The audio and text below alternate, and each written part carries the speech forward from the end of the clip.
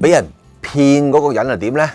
俾人騙嘅人咧，其實就如果用我哋算命計咧，個個人都有機會遇到。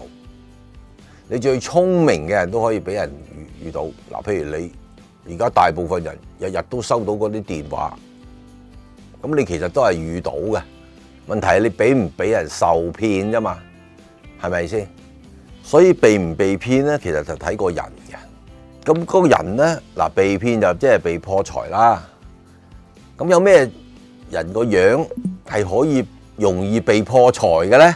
嗱，咁古人咧最簡單嘅，老人家成日都講一句説話嘅，就係叫啲細路仔咧，人搖福薄身，樹搖葉落。記唔記得呢句説話？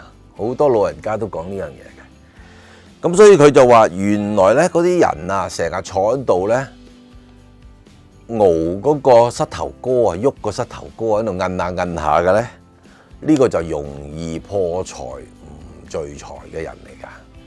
所謂周身唔聚財嘅講法啦。